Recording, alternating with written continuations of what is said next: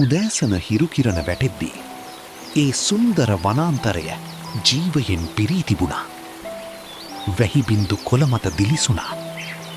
කුරුල්ලෝ අහසේ පියාසර කළා. ඈතින් ඇසුනේ ලස්සන දිය ඇල්ලක හඬයි. පිරිසිදු වතුර ගල් අතරින් ගලා ගියා. මුවන් කුරුල්ලන් ඒ වතුරෙන් පිපාසය නිවාගත්තා. හැම තැනම තිබුණේ සතුටයි. කුරුල්ලෝ ගී ගයමින් පියාසර කළා. සමනල්ලු මල් අතරින් පියම්බුවා. වනාන්තරය හුස්ම ගන්නවා වගේ ජීවයෙන් පිරී තිබුණා. මුව දෙනක් තම පැටවාත් එක්ක දියපාරට ආවා. සතුන්ට බියක් තිබුණේ නැහැ. වතුර තිබුණා. කෑම තිබුණා. ජීවිතය සුන්දරව ගලාගෙන ගියා. ඒ සුන්දර වනාන්තරයේ හැම උදෑසනක්ම මේ වගේමයි. කුරුල්ලන්ගේ හඬත් දියපාරේ හඬත් ඒ පරිසරය සුරංගනා ලෝකයක් වගේ කළා. ඒ වනාන්තරයට ආසන්න පුංචි ගමක දුප්පත් ගොවි පවුලක් ජීවත් වුණා. සිරිසේන, ඔහුගේ බිරිඳ මැනිකා සහ ඔවුන්ගේ පුංචි දුව. සිරිසේනගේ ලොකුම සම්පත වුණේ ඔහුගේ කුඹුරයි. උදෑසනම ඔහු කුඹුරට ගිහින් තමන්ගේ වී පැල ආදරයෙන් බලාගත්තා. ගෙදර මැනිකා උදේ කෑම සූදානම් කළා. පුංචි දුව අම්මාට උදව් කළා. දුප්පත් වුණත් මේ පවුලේ තිබුණේ ලොකු සතුටක්. ඒත් දවස් කිහිපයකට පස්සේ හැම දෙයක්ම ටිකින් ටික වෙනස් වෙන්න පටන් ගත්තා. අහසේ වලාකුළු අඩු වුණා. වැස්ස දවසින් දවස ප්‍රමාද වුණා. දිය ඇල්ලේ වතුරත් ටිකෙන් ටික අඩු වුණා. කවුරුත් හිතුවේ ඉක්මනින්ම වැස්ස යයි කියලා. නමුත් වැස්ස ආවේ නැහැ. සිරිසේන හැම උදෑසනකම අහස දිහා බැලුවා. වලාකුලක්වත් පේන්න තිබුණේ නැහැ. දින ගණනක් ගත වුණා. ගලාගිය දියපාර දැන් සිහින් දිය බිඳකට සීමා වුණා. ගල් අතර ඉතිරි වුණේ මඩත් වියලුණු කොළත් විතරයි. කුඹුරේ කොළපාට වී පැල කහපාට වෙන්න පටන් ගත්තා. සිරිසේන ඒ දිහා බලාගෙන නිහඬව හිටියා. ඔහුගේ ජීවිතයම ඒ කුඹුරත් එක්ක බැඳිලා තිබුණා. තවත් දවස් ගත වෙද්දී මහ පොළව ඉරිතැලෙන්න පටන් ගත්තා. සිරිසේනගේ කුඹුර දැන් වියලුණු පොළවක් විතරයි. ගමේ ලින්දේ වතුරත් පහලට බැස්සා. මැනිකා බලාපොරොත්තුවෙන් කලය ලින්දට දැම්මා. නමුත් ලැබුණේ වතුර ටිකක් විතරයි. ගෙදරට ගෙනා කලයේ තිබුණේ පවුලටවත් ප්‍රමාණවත් නැති තරම් වතුර ටිකක්. පුංචි දුව පිපාසයෙන් අම්මා දිහා බලාගෙන හිටියා.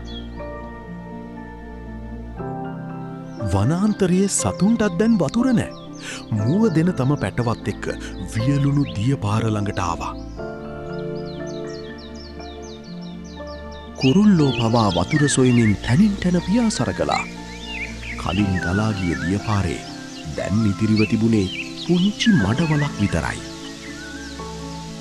මුලදී ජීවයෙන් පිරී තිබුණු ඒ දිය ඇල්ල සම්පූර්ණයෙන්ම නිහඬ වෙලා. වනාන්තරය පවා හුස්ම අල්ලාගෙන ඉන්නවා වගේ පෙනුණා. සිරිසේන තම දුවගේ අත අල්ලගෙන ඒ වියලුණු දිය ඇල්ල දිහා බැලුවා. ඔහුට තේරුණා දැන් තමන්ට මහ පොළව සමග සටන් කරන්න සිදුවෙන බව. සිරිසේන ආයෙත් තම කුඹුරට ගියා. වියලුණු පොළවේ පස් අතට අරගෙන බලද්දී ඔහුගේ හිත බර වුණා.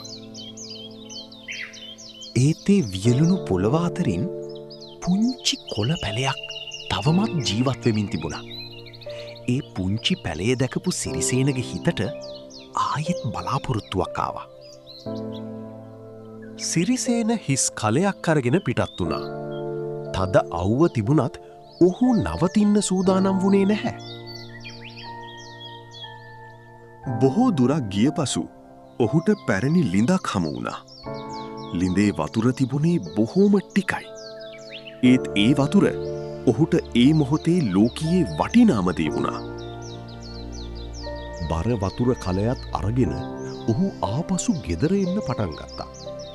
ඇඟට පණ නැති වුණත් ඔහුගේ හිතේ තිබුණි එකම බලාපොරොත්තුවක්.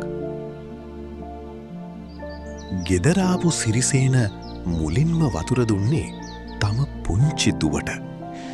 දුව ඒ වතුර බොනදිහා බලාගෙන තාත්තාගේ වෙහෙස මොහොතකට අමතක වුණා. ඉතිරි වතුරෙන් ඔහු පුංචි වී පැලේට වතුර දැම්මා. කවදාහරි වැස්සයි. ඔහු නිහඬව හිතුවා. දවස් කිහිපයක් ගත වුණා. එක උදෑසනක ඈතින් පුංචි කළු වලාකුළක් පෙනුණා. සිරිසේන ඒ දිහා බලාගෙන හිටියා. ඔහුගේ හිතේ නැතිවෙලා තිබුණු බලාපොරොත්තුව ආයෙත් ඉපදුණා. එවිට පුංචි වැහි බිඳුවක් සිරිසේනගේ අතමතට වැටුණා. තවත් බිඳුවක් ඔහුගේ මුහුණට වැටුණා. ඔහු අහස දිහා බලාගෙන සිනාසුණා. ඊට පස්සේ මහ වැස්සක් ඇදහැළුණා. වියලුණු පොළවට නැවත ජීවය ලැබුණා. දියඇල්ල නැවත ගලා ගියා. සතුන්ට නැවත වතුර ලැබුණා. කුරුල්ලෝ නැවත ගී ගැහිවා. කුඹුරු නැවත කොළපාට වුණා. සිරිසේන තම පවුල දිහා බලාගෙන සෙනසුණා. ඔහු එදා තේරුම් ගත්තා. බලාපොරොත්තුව තියෙන තාක් මහ පොළව සමග කරන සටන කවදාවත් නිෂ්ඵල වෙන්නේ